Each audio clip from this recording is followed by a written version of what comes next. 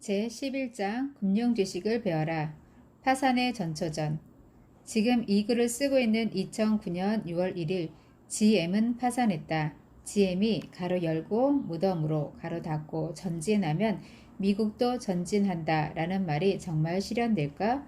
미국과 GM이 살아남는다 해도 지금 GM을 따라 전 세계 수백만 명이 파산하고 있는 것은 분명한 사실이다. 미래를 보여주는 수정구슬은 존재하지 않는다.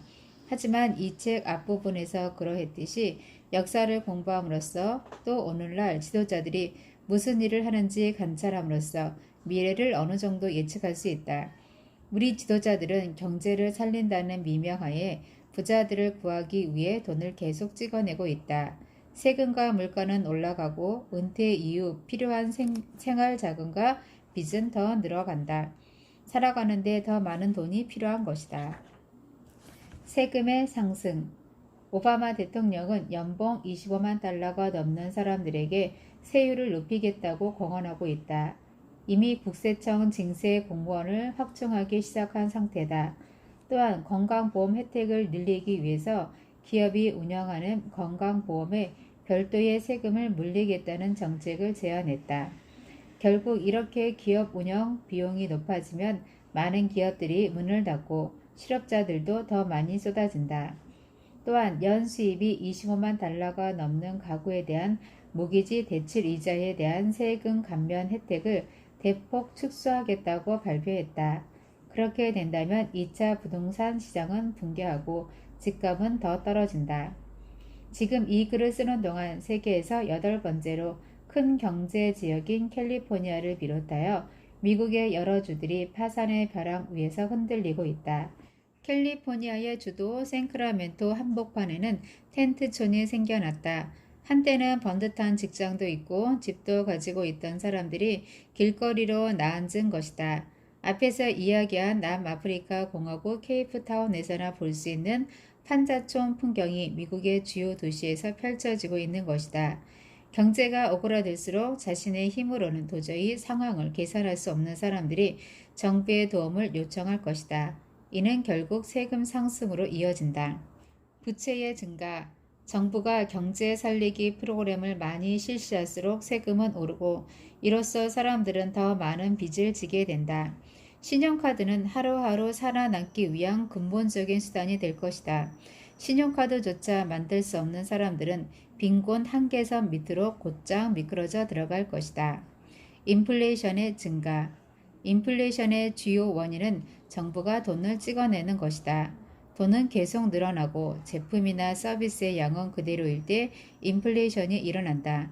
식료품이나 연료와 같은 생필품 가격이 오른다. 흔히 보이지 않는 세금이라고 하는 인플레이션이 발생하면 가난한 사람들, 저임금 노동자들, 수입이 고정된 은퇴자들, 은행에 돈을 넣어둔 사람들의 생계가 가장 위태로워진다. 노후 비용의 증가. GM이 위기에 처한 주요 원인 중 하나는 직원들의 은퇴 비용과 의료 비용을 통제하지 않았기 때문이다. 미국뿐만 아니라 서유럽의 나라들도 똑같이 겪고 있는 문제다. 이것은 경제적, 도덕적 딜레마다. 생계를 책임질 수 없는 나이 든 사람들을 어떻게 돌봐야 하는가? 이 문제를 해결하기 위해서는 어쩌면 지금 우리가 겪는 금융위기보다 훨씬 비싼 대가를 치러야 할지도 모른다. 오늘날 많은 가정이 은퇴 비용과 의료 비용으로 인해 경제적으로 파산하고 있다. 살아가는데 돈이 더 드는 이유. 오늘날 제대로 금융교육을 받은 사람들은 그렇지 않은 사람들에 비해서 부당한 혜택을 누리고 있다. 질 좋은 금융교육을 받은 사람은 세금, 부채, 인플레이션, 은퇴로 인해 오히려 부자가 된다. 반대로 제대로 금융교육을 받지 못한 사람들은 세금, 부채, 인플레이션, 은퇴의 힘에 짓눌려 살아간다. 우리가 문제를 만들 때 사용한 사고방식으로는 그 문제를 해결하지 못한다. 아인슈타인은 이렇게 말했다. 오늘날 진짜 비극의 원인은 바로 이런 것이다. 우리 지도자들은 문제를 만들어낸 낡은 사고방식으로 금융위기를 해결하려고 하고 있다. 예를 들어 돈을 너무 많이 찍어낸 생긴 문제를 해결하기 위해서 더 많은 돈을 찍어내고 있다. 개인적인 경우 역시 마찬가지다. 문제를 일으킬 때의 사고방식을 그대로 사용하는 것은 상황을 개선하기는커녕 더욱 악화시킨다. 오늘날 많은 사람들이 세금, 부채, 인플레이션, 은퇴 후의 문제를 해결하기 위해서 더 열심히 일하고 더 많은 빚을 지고 돈을 아끼고 버는 한도 안에서 살면서 주식시장에 장기적으로 투자한다. 이런 사고방식을 고집하는 사람들에게 살아가는 데 드는 비용은 더욱 높아진다. 다음 그림은 살아가는 데 드는 비용이 상승하는 이유를 한눈에 보여준다. 직장인을 예로 든 그림인데요. 직장인에게 있어서 수입은 급료가 유일한 수입원이고요. 비용으로는 세금, 부채, 인플레이션, 퇴직연금 이렇게 네 가지의 비용이 있습니다. 즉 일자리를 통해서 얻어진 이 수입이 비용으로 빠져나간다는 그런 그림이죠. 자세한 그림은 책을 참고해 주시면 되겠습니다.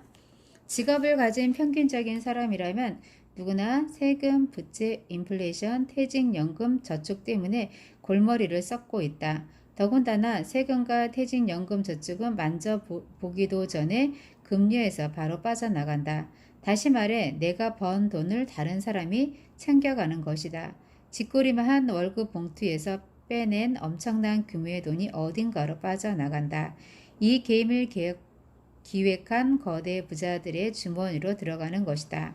그래도 사람들은 눈치채지 못한다. 금융 교육을 받아본 적이 없기 때문이다. 자신의 급료가 어디로 빠져나가는지 안다면 사람들은 반란을 일으킬 것이다. 금융 교육을 제대로 하면 사람들은 그 비용을 최소화할 수 있고 심지어 그 비용을 활용하여 돈을 벌 수 있다. 내가 뮤추얼 펀드에 투자하는 전통적인 퇴직연금에 들지 않는 이유는 두 가지다. 하나는 주식시장이 너무나 위험하기 때문이다. 보통 사람들은 시장에 대한 통제력을 행사할 수 없다. 반면 시장이 붕괴하는 순간 자신들의 돈을 싹 쓸어갈 확률이 높다. 다른 하나는 내 돈을 내 주머니에 넣어두고 싶지 월스트리트를 주무르는 사람들의 주머니 속에 넣고 싶지 않기 때문이다. 자신들의 손실을 메우기 위해 고객들의 돈을 활용하는 뮤추얼 펀드 회사들에게 어째서 내 소중한 돈을 내줘야 한단 말인가. 라이프 스타일이 다른 부부의 비교. 첫 번째, 수입. 금융교육이 부당한 혜택이 될 수 있다는 나의 주장을 더 분명하게 보여주는 예가 있다. 내 친구 이야기다. 내가 아내와 함께 사업을 하듯이 톰도 아내 캐런과 함께 사업을 한다. 우리는 모두 나이도 비슷하고 대학도 나왔다. 문제는 톰과 캐런에게는 금융 지식이나 투자에 대한 경험이 거의 없다는 것이다. 물론 자신의 회사를 소유하고 있기 때문에 톰과 캐런은 사사분면의 S, 가로 열고 스몰 비즈니스 또는 스페셜리스트, 가로 닫고에 위치한다. 일을 하지 않으면 수입이 끊기는 것이다. 반면 우리 부부는 회사를 소유하고 있지만 B, 가로 열고 빅 비즈니스, 가로 닫고에 위치한다. 일을 하건 안 하건 수입이 계속 들어오기 때문이다. 몇 달 전 함께 저녁을 먹으면서 톰과 캐런은 우리 부부에게 미래에 대한 걱정을 털어놓았다. 그들은 사업이 점점 어려워지고 있으며 비용이 계속 올라가고 있다고 했다. 더욱이 노후자금을 마련하기 위해 금융상품에 투자한 돈의 40%가 날아간 상태였다. 직원 4명을 자르고 생활 방식을 대폭 간소화했음에도 여의치 않았다. 나이 든 뒤에도 계속 일을 해야만 하는 것은 아닌지 걱정했다. 그들은 우리가 어떻게 사업을 하는지, 미래에 대한 불안이나 은퇴 후에 대한 걱정은 없는지 물었다. 우리도 늘 걱정스럽지. 불안한 것은 마찬가지야. 우리는 이렇게 대답했다. 하지만 우리는 생활 방식을 간소화하지 않는다. 대신 수입을 끌어올린다. 세금, 부채, 인플레이션, 퇴직 자금을 우리에게 유리하게 활용하기 때문에 가능한 일이다. 그들과 우리의 차이는 단순하다. 그들은 사사분면에서 ES의 눈으로 세상을 바라보지만 우리는 BI의 눈으로 세상을 바라보기 때문이다.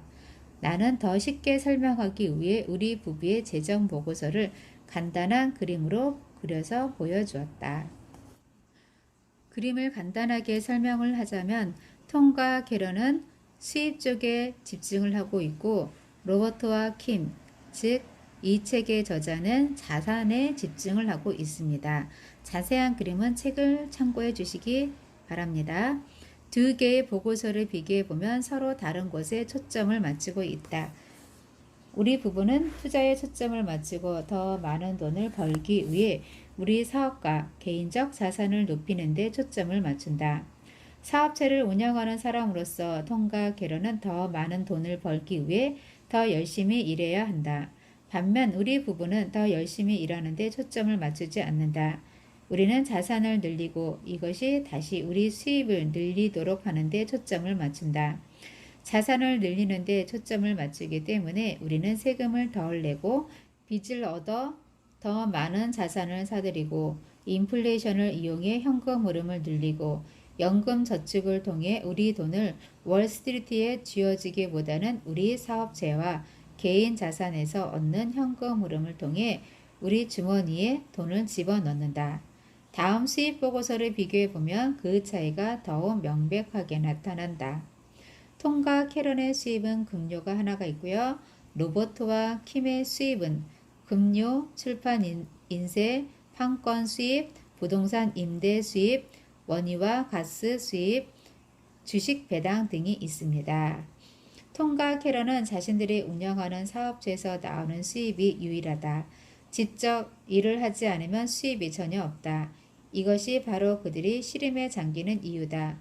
우리 부부의 경우에는 사업체는 물론 출판 인쇄, 발명 판권, 리치데드 상표 이용권, 부동산 임대, 원유와 가스 채굴, 주식 배당 등 다양한 개인 자산을 통해 돈이 들어온다. 매달 자산에서 수입이 들어온다.